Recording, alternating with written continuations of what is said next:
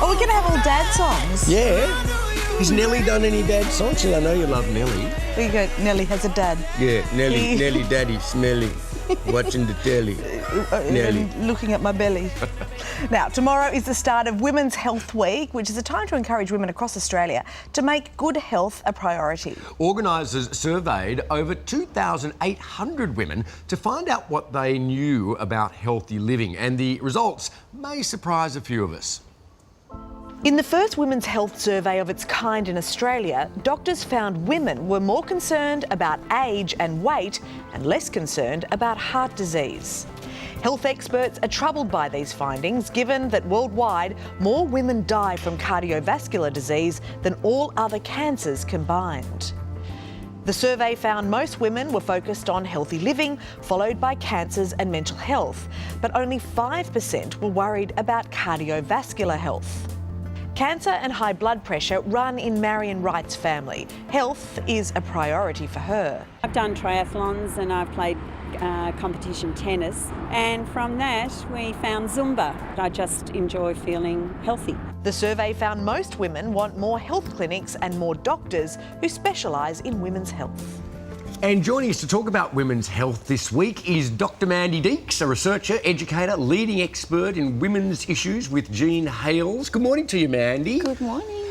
Now, you know, the stats tell a pretty sobering story. Every 30 minutes, one woman in Australia suffers a heart attack, and, you know, 11 women die, you know, with startling frequency. Why isn't heart disease the number one priority for women's health? I think we tend to think of heart disease as a male thing. We see pictures of men when we're talking about heart attacks.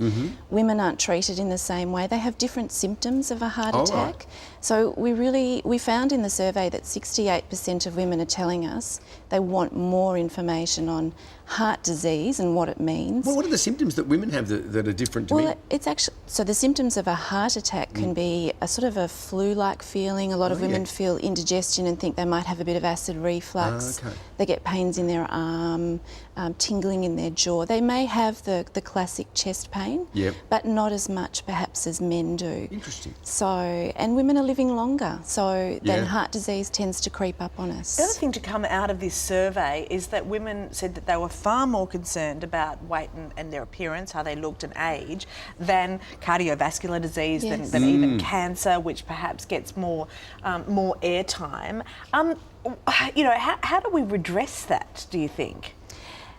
That's a fabulous question, because if you think about weight, that's one of the risk factors for cardiovascular disease. So I think women are saying they want to look good and be healthy, but they haven't made that connection with protecting themselves from cardiovascular disease. So we've always, you know, got that focus on appearance, and women we know tend to feel guilty about eating and all of those messages, but let's turn it into a really strong health message. Yeah. Look, the big message, of course, of Women's Health Week is that we need to talk more openly about these health issues, and, you know, we're letting the elephant out of the room, so to speak. One of the issues that we rarely talk about, and women in particular, I think, is painful sex. Yes.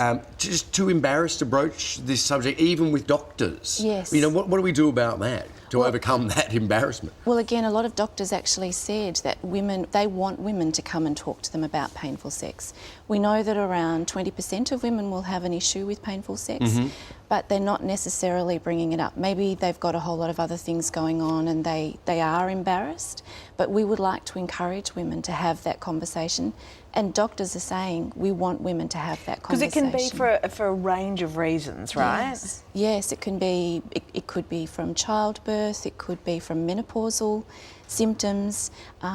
There's a whole bunch of reasons. So and it's nice for women to know that other women are experiencing it, that they're not alone, and that's again why we want, you know, let's get the elephant out of the room. Totally. Start talking. Yes. Now, the other focus is domestic violence, which certainly has been more in the public eye for the last year.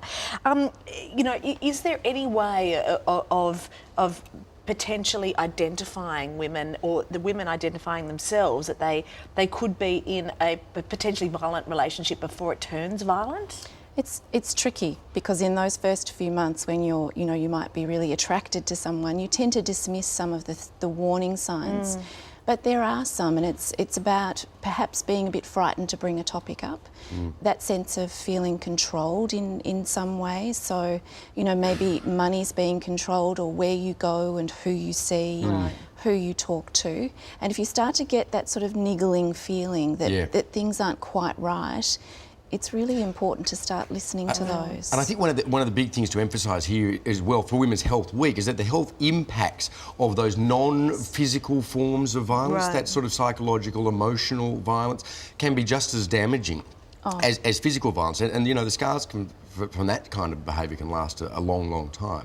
And also the effect it can have on your kids as well, witnessing violence. All the way down the line. Yeah. Anxiety is one of the big symptoms of domestic violence. Domestic violence is probably one of the most important things that influences mental health. Yeah. And so we really do need to start listening to that. Emotional abuse perhaps is not out there as much. And, indeed. If someone's controlling how you're thinking and feeling. Totally. So Mandy, look, you're covering all sorts of issues here. You've got the cardiovascular stuff, you've got the sexual health stuff, you've got DV, you've got alternative therapies, all sorts of issues being canvassed during Women's Health Week. And the website is www.womenshealthweek.com, right? .au. And we'll put all of the Terrific. details on our website, so if you didn't get that down, you can just go to our website. Thank you, Dr. Thank Mandy you Deeks. so much. Lovely to Great to have you here. Thank